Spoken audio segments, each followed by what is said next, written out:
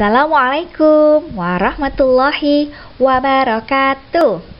Kali ini Ustazah akan membawakan sirah yang berbeda dari sebelumnya. Kira-kira tentang apa ya? Yuk kita mulai dulu dengan basmalah bersama-sama. Bismillahirrahmanirrahim. Wah, Masya Allah. Kita akan mendengarkan sirah tentang hewan-hewan yang disebutkan di dalam Al-Quran. Bahkan beberapa memiliki kisahnya sendiri bersama para nabi. Allahu Akbar, luar biasa ya anak-anak. Hewan-hewan apa saja ini ya? Ada laba-laba, betul. Kuda, unta, domba, dan ular. Masya Allah, ini hanya beberapa dari hewan-hewan yang disebutkan di dalam Al-Quran. Nah, kali ini kita akan bercerita tentang laba-laba. Are you ready? Yes, yes, yes, insya Allah. Coba lihat. Hewan apa itu ya yang turun dari daun? Masya Allah, betul sekali, seekor laba-laba. Tahu tidak, Allah menyebutkan laba-laba di dalam Al-Quran loh. Masya Allah. Laba-laba disebutkan di dalam surat Al-Ankabut ayat 41. Begini bunyinya. أعوذ بالله من الشيطان الرجيم مثل الذين اتخذوا من دون الله أولياء كمثل العنكبوت اتخذت بيتا وَإِنَّ أَوْهَنَ الْبُيُوتِ لَبَيْتُ الْعَنكَبُوتِ لَوْ كَانُوا يَعْلَمُونَ. Masya Allah. Perumpamaan orang-orang yang mengambil pelindung-pelindung selain Allah adalah seperti laba-laba yang membuat rumah. Dan sesungguhnya rumah yang paling lemah ialah rumah laba-laba kalau mereka mengetahui. Masya Allah ya anak-anak, ternyata Allah menyebutkan laba-laba di dalam Al-Quran. Ada juga sirah Nabi Muhammad yang di dalamnya menyebutkan laba-laba juga loh. Waktu itu dengan keberanian Nabi Muhammad SAW, beliau berhijrah ke Madinah demi mempertahankan agama Islam. Seperti apa ceritanya? Yuk kita simak cerita lengkapnya berikut ini. Terik matahari gurun pasir begitu menyengat. Seorang laki-laki mulia bergegas bersama sahabatnya Abu Bakar. Mereka hendak hijrah ke kota Madinah.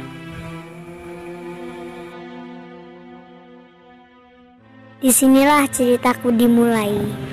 Aku adalah seekor laba-laba bukit yang dilahirkan di sebuah lubang gua yang tidak pernah dijajaki manusia, dalam gua yang sangat angker di Bukit Sur, sebuah bukit dari sekian banyak bukit yang terdapat di Mekah. Mekah adalah sebuah kota kecil yang belum pernah kulihat selama hidupku. Terkadang kami mendengar tentang Mekah dari burung merpati ketika ia terbang seraya bertasbih.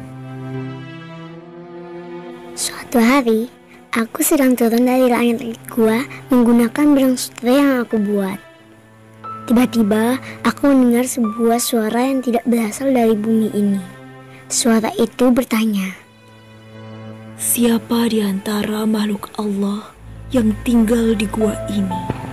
aku menyadari bahwa aku sedang mendengarkan suara penghulu para malaikat. Aku sujud memberi hormat.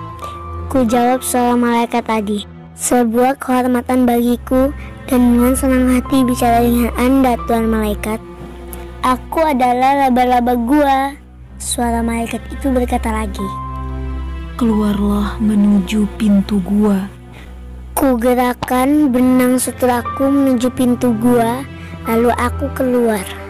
Suara itu berkata, Tidak lama lagi akan datang ke gua ini 2 orang hamba Allah, yakni Muhammad dengan sahabatnya Abu Bakar.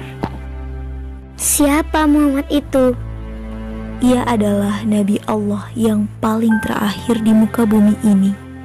Ia diutus untuk sekalian alam.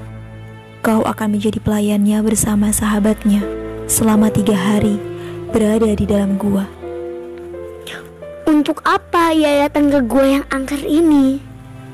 Ia keluar untuk hijrah, dan sekarang ia dikejar oleh suku-suku kafir yang ingin membunuhnya. Berapa lama kau membutuhkan waktu untuk membangun rumahmu di pintu gua? 4 jam kerja lembur yang diselingi 2 kali masa istirahat. Kali ini, bekerjalah tanpa istirahat. Allah telah menugaskanmu untuk memikul amanah menjaga mereka. Inayah ilahi telah menitipkan kepadamu nasib risalah penutup ini serta masa depan sebuah peradaban yang sempurna. Sambil bersujud panjang, aku berkata, patuh dan taat. Kulihat ketujuh kelenjarku yang memproduksi sutra. Kelenjar-kelenjar itu penuh. Ku amati pintu gua, pintu itu cukup luas. Aku mulai memukul sisi-sisinya, dan dengan cepat aku perkirakan dari sisi mana aku harus memulai. Aku akan membutuhkan 5 penyangga utama yang keras dari bahan sutra. Dari kelima penyangga itu, kami dapat mengeluarkan 26 benang sebagai tiang-tiang pelengkap. Kami juga akan membutuhkan 95 benang untuk memperkuat dinding-dinding. Manusia tidak mengetahui bahwa laba-laba mampu mengukur sisi-sisi, membagi-baginya, dan memperkirakan ketahanan bahan, serta kekuatan tekanannya. Kami juga dapat memperkirakan secara detail beribu-ribu problem arsitek rumit yang sering ditemui dalam proses pembangunan. Ketika aku sedang mengukur, Rasulullah sudah masuk ke dalam gua bersama Abu Bakar. Sejenak aku berhenti bekerja. Kupandang wajahnya yang putih bersinar. Setelah memberikan salam penghormatan, aku kembali bekerja membangun rumahku di pintu gua. Aku turun secara lurus dari mulut gua menuju bagian bawahnya. Sembari membuat benang sutra, aku kokohkan benang-benang yang lain dan kutancapkan di tanah dengan menggunakan materi asam yang kukeluarkan dari kelenjarku. Lalu aku naik kembali dengan cepat ke pintu gua. Aku naik turun dan melirik ke kanan dan ke kiri sambil menenun rumahku. Akhirnya rumahku selesai dalam 3 jam 6 menit 20 detik.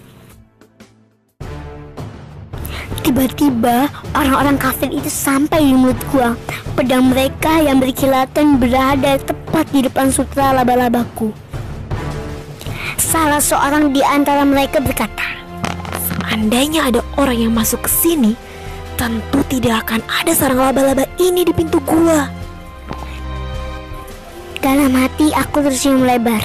Abu Bakar berkata kepada Nabi dengan suara lemah, Seandainya salah seorang di antara mereka melihat ke arah kakinya, tentu mereka akan melihat kita. Allahu Akbar. Luar biasa sekali ya ceritanya anak-anak. Laba-laba kecil sangat taat kepada Allah dengan membantu Rasulullah dan Abu Bakar As-Siddiq bersembunyi di Gua Tsur. Laba-laba cepat-cepat membangun rumahnya agar kaum kafir Quraisy mengira tidak ada orang di dalam gua. Masya Allah. Semoga kita semua pun taat kepada Allah dan Rasulnya ya, yang bersegera menjalankan perintah Allah serta menjadi anak-anak yang solih-solihah. Amin, amin ya rabbal alamin. Sekian sirah hari ini.